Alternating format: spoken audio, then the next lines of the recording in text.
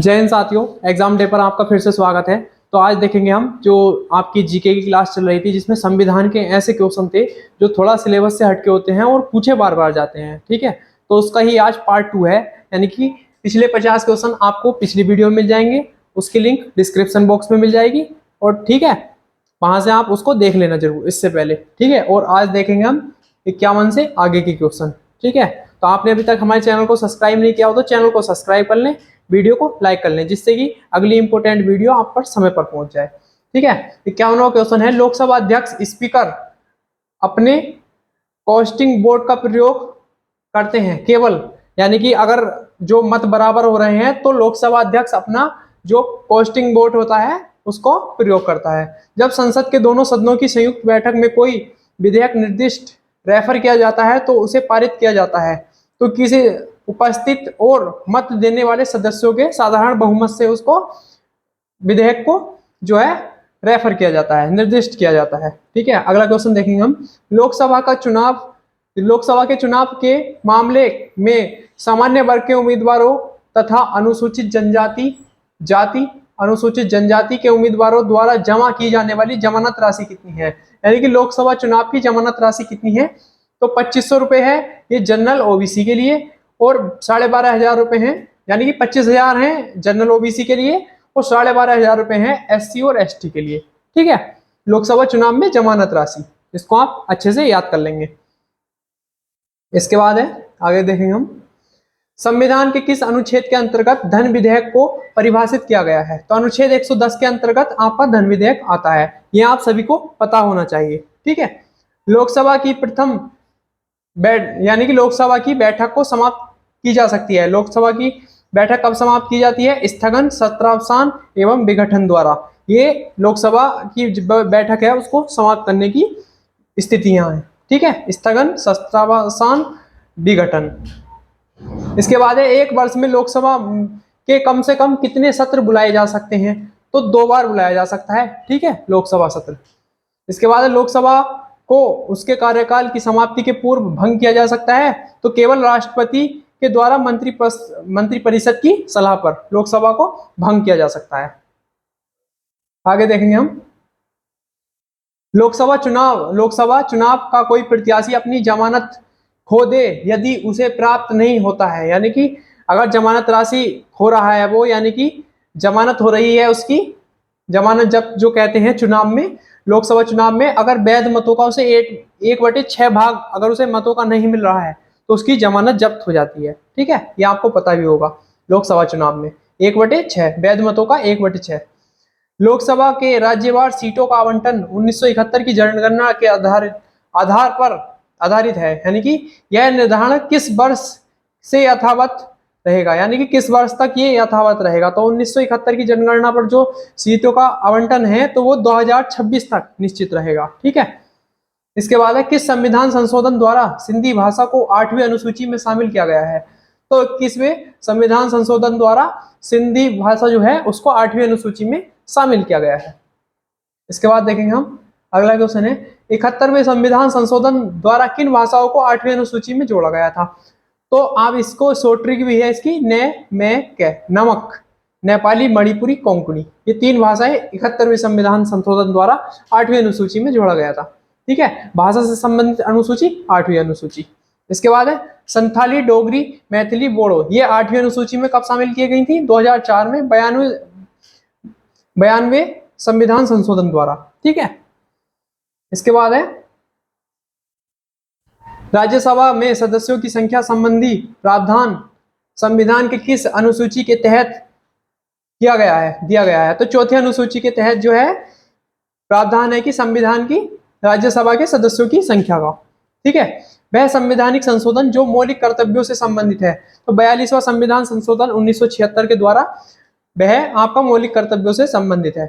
ठीक है, इसके बाद देखेंगे हम अगला क्वेश्चन, किस बाद में सर्वोच्च न्यायालय के आधारभूत ढांचे के सिद्धांत का प्रतिपादन किया गया था, तो केशवानंद भारती बनाम केरल राज्य केस जो था उसके द्वारा आधारभूत ढांचे से सर्वोच्च न्यायालय का सिद्धांत प्रतिपादित किया गया था। इसके बाद देखेंगे हम, कौन सा संवैधानिक संशोधन राज्यों से चुने जाने वाले लोकसभा के सदस्यों की संख्या बढ़ाने से संबंधित है, तो 7वां तथा 21वां 7वां और 21वां संविधान संशोधन राज्य द्वारा चुने गए लोकसभा के सदस्यों की संख्या बढ़ाने से संबंधित है। इसके बाद अगला क्वेश्चन हम देखेंगे, 99वां संविधान संशोधन अधिनियम संबंधित है राष्ट्रीय न्यायिक आयोग का गठन।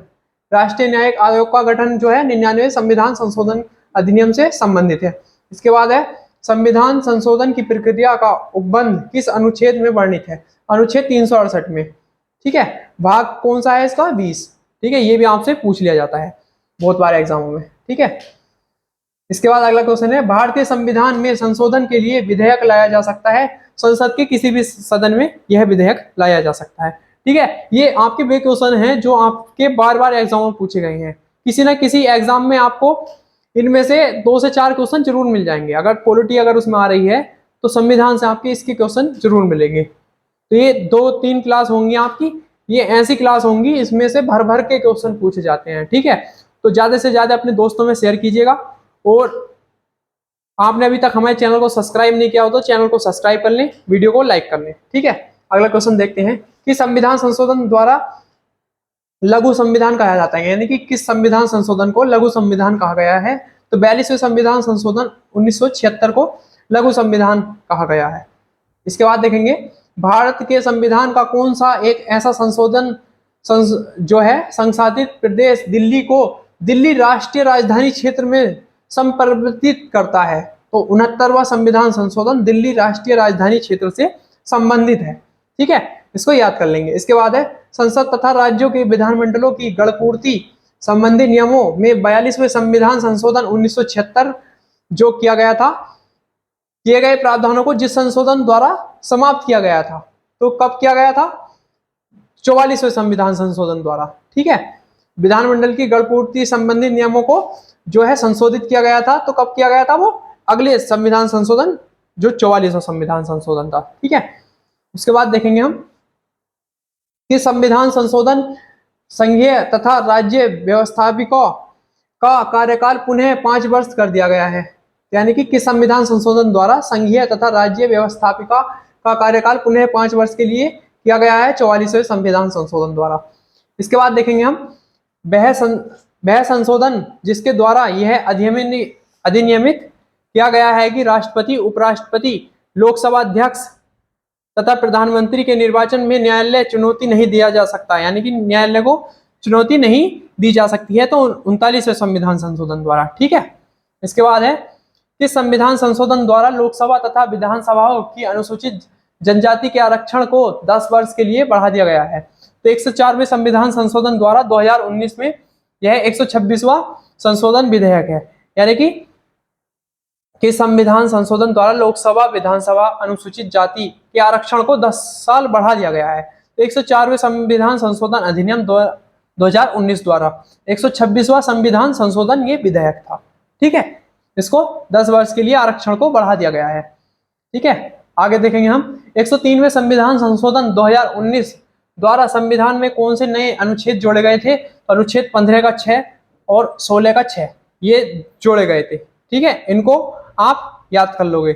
इसके द्वारा 10% जो आरक्षण है ईडब्ल्यूएस का, वो आपका सामान्य वर्ग के लिए सरकारी सेवाओं तथा शिक्षण सेवाओं में 10% का आरक्षण दिया गया था ईडब्ल्यूएस को। ठीक है, ये लेटेस्ट जो है आपका अनुच्छेद है, इसको याद कर लेंगे कि अनुच्छेद 15 का 6 और 16 का 6 ये दोनों जोड़े गए थे 103वें संविधान संशोधन द्वारा। ठीक है, इसके बाद आगे देखेंगे हम, आगे जो है आपकी ये आपको मिलने वाली हैं ये सभी। देखो मैं आपके लिए दिखाने के लिए लेकर आया हूं, इनको मैं छोटा कर देता हूं एक बार। ठीक है, हाँ अब देखेंगे। ठीक है, ये आपके लिए समिति, ये सभी आपको मैं अगली क्लास में करवाऊंगा। ठीक है, देख लेंगे। बलवंत राय समिति त्रिस्तरीय पंचायती राज मॉडल इन्होंने तैयार किया था। ग्राम पंचायत, पंचायत राज समिति, पंचायत समिति और जिला परिषद ये सभी इसके अंतर्गत आते हैं। अशोक मेहता समिति द्विस्तरीय पंचायत मॉडल है। ठीक है, मैं इनके ये पॉइंट करा देता हूँ, चलो। ठीक है, बलवंत राय मेहता समिति त्रिस्तरीय पंचायती राज से संबंधित है। ग्राम पंचायत, पंचायत समिति, जिला परिषद ये त्रिस्तरीय क्षेत्र है इसके। अशोक मेहता समिति द्विस्तरीय पंचायत मॉडल है। फिर है एलएम सिंधवी समिति, पंचायतों के लिए संवैधानिक मान्यता की सिफारिश की गई थी, इसके द्वारा सिंधवी समिति के द्वारा।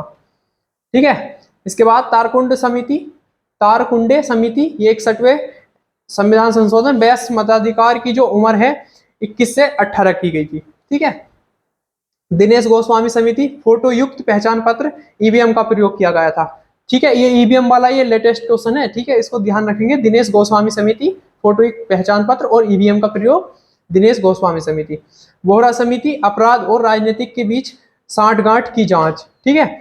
के संथानम समिति, उम्मीदवार के लिए न्यूनतम शैक्षिक योग्यता। ठीक है, ये के संथानम समिति थी। इसके बाद है स्वर्ण सिंह समिति, ये आपको पता ही होगा, 42वां संविधान संशोधन स्वर्ण सिंह समिति के द्वारा।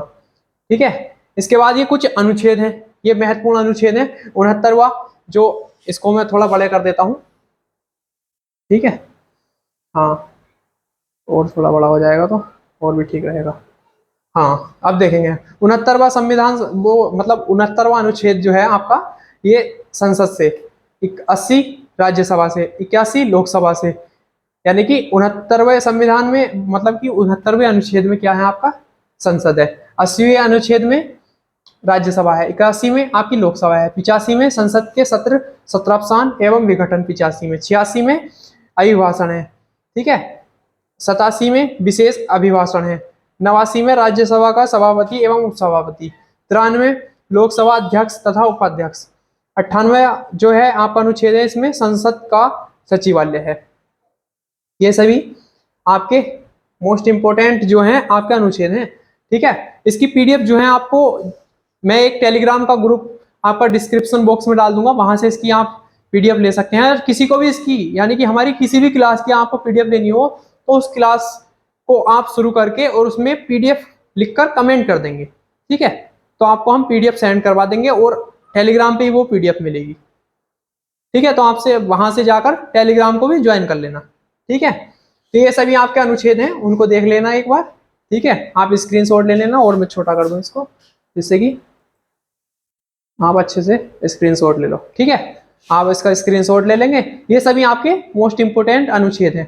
ठीक है, इनका भी ले लो हाँ, ये रहा 79 संसद का गठन, यहाँ तक। ठीक है,